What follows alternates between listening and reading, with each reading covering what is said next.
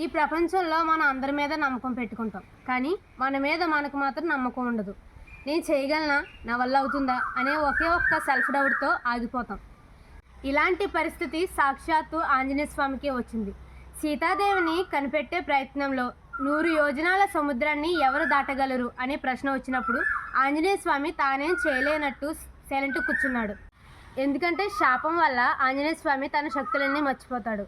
కానీ జాంబవంతుడు వచ్చి, నువ్వు వాయుపుత్రుడివి, నీ శక్తి ఏంటో నీకు తెలీదు అని తన శక్తిని గుర్తు చేయగానే హనుమంతుడిలోని సెల్ఫ్ డౌట్ ఒక్కసారిగా పటాపంచలైంది.